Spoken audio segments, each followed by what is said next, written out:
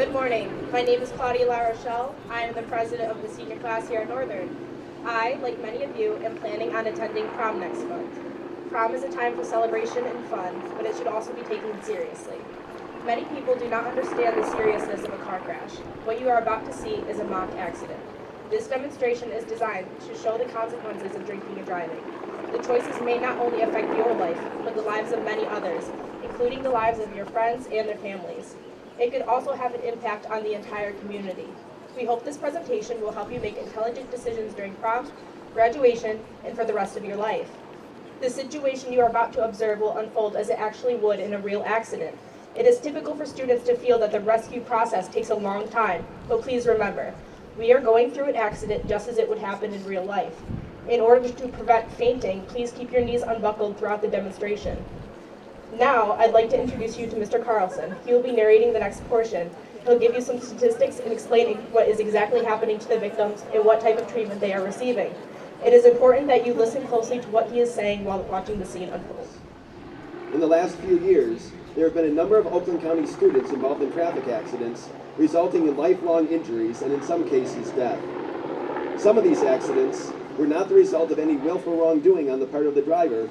They just made a mistake, but the result was just as tragic. I realize that statistics are usually boring, but it is a fact that when young adults, students your age, are involved in a fatal crash, the passengers are killed more often than the driver. For every 8 drivers who are 17 years of age and killed as a result of a car crash, 12 passengers are killed. The figures are even worse for 18-year-olds. For every 8 drivers that die, 18 passengers are killed.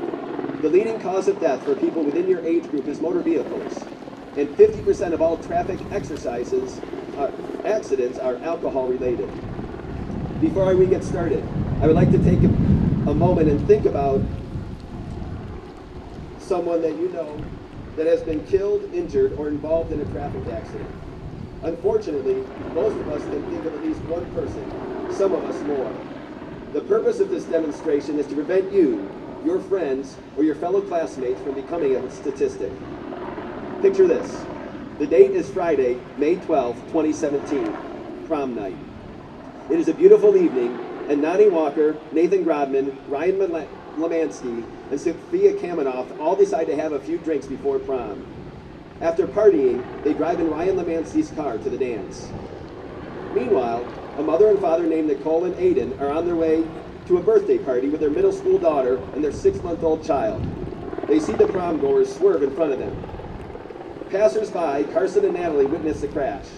They call 911 for help. Police and fire units are dispatched as the 911 call is received. It's in front of my school, Walled Lake Northern. Do you know the address there? Yeah, I think so. It's 6000 Bogey Lake Road. How many cars are involved? Just 2. Are there any injuries? Oh my god. Yes, I think so. I don't know what to do. The cars look completely totaled. Oh no, Carson, that looks like Ryan's car. Oh my god, what's happening? Please, we need help here. Please hurry, I think my friends are in there. Are the cars still blocking the roadway? Stay calm. Yes, oh my god, I'm so scared. Okay, do not approach the vehicles and don't touch anything. We are sending help on the way. Okay, we won't. Please hurry, our friends are in there. From the moment these vehicles crash, what medical personnel call the golden hour of trauma begins. People do not usually die from the accident, but rather from the shock that is the result of their injuries. What emergency medical personnel have discovered is that if you are in shock, they must work fast. If they can get to you and get you to a hospital where they can stop your bleeding and restore pressure within 60 minutes, they can probably save your life. Survival from a major trauma is directly related to the speed of definite treatment. While we wait for help to arrive, let me describe exactly what has taken place. Imagine the family of prom goers has run a stop sign at 65 miles per hour and swerves, crashing into the family's vehicle. In the first tenth of a second, the front bumper and chrome frosting of the grille on the family car collapses. The slivers of the steel penetrate anything in its path. In the second tenth of a second, Ryan's car hood rises, crumbles, and smashes into the windshield. The rear wheels leave the ground, and the fender makes contact with the family's car. The passengers in Ryan's car continue to move forward at the vehicle's original speed of 65 miles an hour. At 20 times the normal force of gravity, their bodies weigh 3,200 pounds each. Nathan's legs are straight, so they snap at the knee joints. In the third tenth of a second, the dad's body is lifted off the seat, torso upright, knees pressing against the dashboard. The plastic and steel frame of the steel wheel bearing begins to bend under his grip. His head is near the sun visor, and his chest is above the steering column.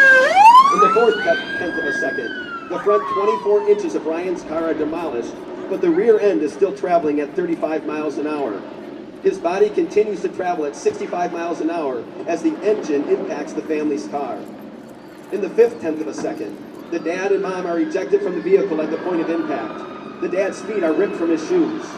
The brake pedal shears off at the floorboard. The car's body bends through the middle, destroying bolts and welds.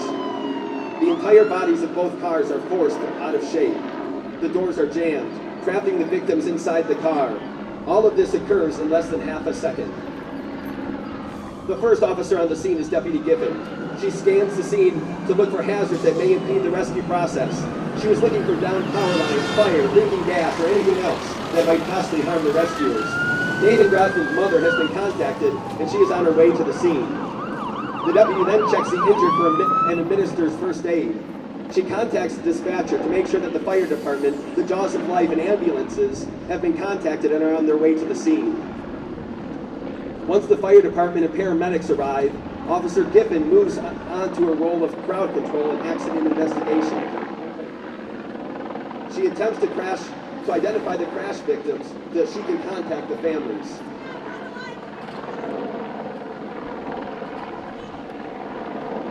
The first victim they assist is Nani Walker.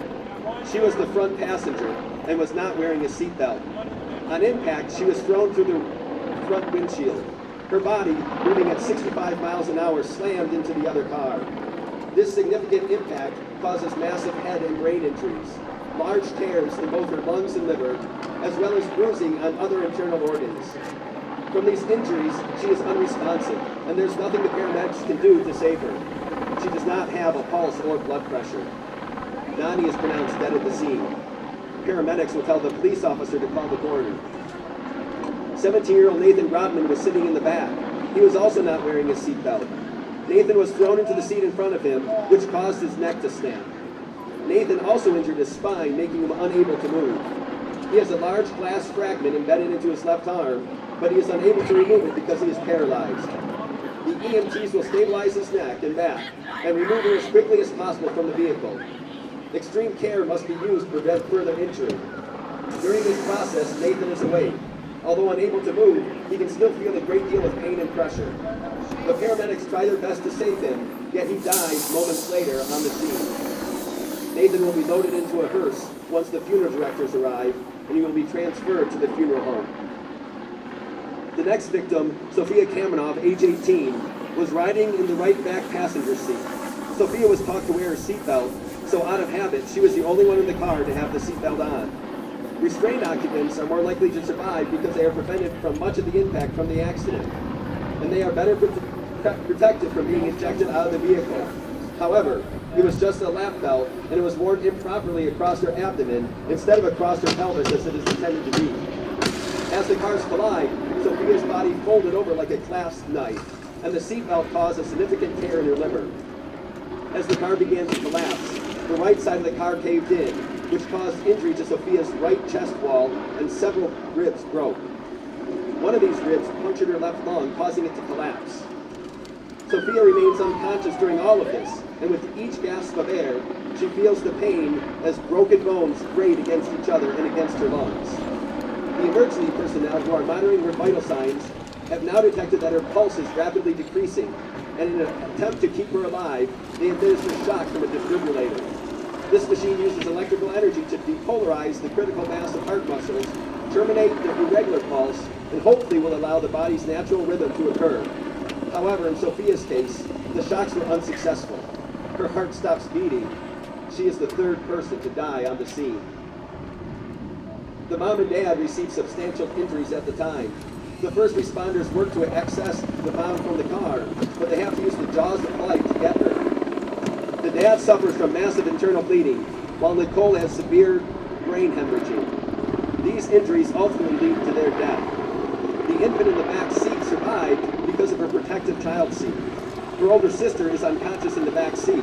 Unfortunately, their children are now orphaned. The last person alive is the drunk driver, Ryan Lemansky. On impact, Ryan's body was thrown forward.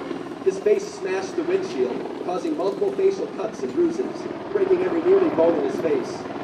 Large pieces of glass are embedded in his face and scalp. Ryan has suffered injury to his brain and is semi-conscious. His chest and abdomen impacted the steering wheel, causing several ribs to break. A large segment in Ryan's rib cage is moving abnormally as he tries to breathe. Ryan's spleen, which sits below the lower left rib cage, has ruptured and is rapidly losing blood. His knees have been smashed into the dashboard, causing his right thigh bone to smash into pieces. The EMTs will attempt to remove him from the car as quickly as possible. The EMT will insert a large tube through Ryan's mouth down his windpipe. Through this tube, the ambulance will assist his breathing and administer extra oxygen. 2 large IVs will be placed in his arms, and they will begin giving blood. With the help of the EMTs, the first responders will split Ryan's right femur with anti-shock trousers. Blood will be drawn to determine his blood type so he can be given large amounts of blood and fluid to replace what he has lost. A large tube will be placed to his nose and down into his stomach in order to empty it. A second large tube is inserted in his urethra to drain the urine from his bladder. A surgeon will make an incision into Ryan's abdomen below his navel, and a small tube will be inserted into his stomach to determine the source of his bleeding. Within the hour of his arrival, Ryan will be in surgery. A trauma surgeon will cut open his abdomen and repair the tears to his liver and spleen. An orthopedic surgeon will insert a pin, similar to a large nail, through the bone near the knee, where the traction device can be applied. This will control his broken leg. A plastic surgeon will remove the multiple glass fragments and will try to improve Ryan's face. His jaw will be wired to fix his facial bone fractures. Ryan will remain in the hospital for 8 weeks. For the first 3 weeks, Ryan will remain in the intensive care unit on a breathing machine. Several days after the accident, when his condition stabilizes, Ryan will go back to the surgery and have a large rod inserted in his thigh bone so that will heal correctly. He will continue his recovery for the next 5 weeks in the hospital and then will be released home. He will have to relearn basic skills such as reading and writing. His plans of serving our nation are permanently put on hold.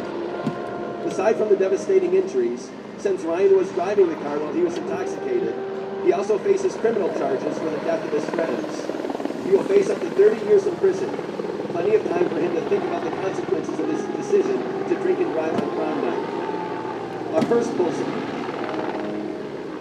Nathan's mom arrives on the scene and runs after her son as he is loaded into the North hearse. Ryan must also deal with the emotional pain of the death of his 3 close friends and orphaning a 6-month-old child and a 12-year-old girl. He must also face the hatred and disappointment of the victims' families, friends, and the entire community. I'd like to thank everyone for coming today. We hope we have made a difference in the decisions you'll be making about drinking and driving. Promise us, please, that you'll think every time you get behind the wheel of your car. Saying goodbye to a friend is the hardest thing you will ever have to do. Walled Lake Northern Senior Class Council and Student Council encourage you to act responsibly this prom night and throughout the rest of your lives. Don't become a statistic.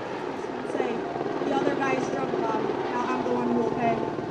I'm lying here dying, Mom. I wish you'd get here soon. How could this have happened to me, Mom? My life just burst into balloon. There are people all around me, Mom, and they're really crying hard. I hear the medics say, Mom, I'll die in a short time. I just wanted to tell you, Mom, I swear I didn't drink. It was the others, Mom. The other ones didn't think.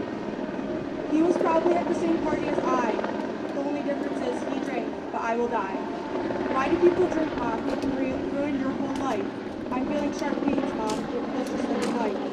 The guy who hit me is walking, Mom, and I don't think that's fair. I'm lying here dying, and all he can do is stare. Tell my brother not to cry, Mom. Tell Daddy to be brave. And when I go to heaven, Mom, put Daddy's baby on my grave. Someone should have told him, Mom,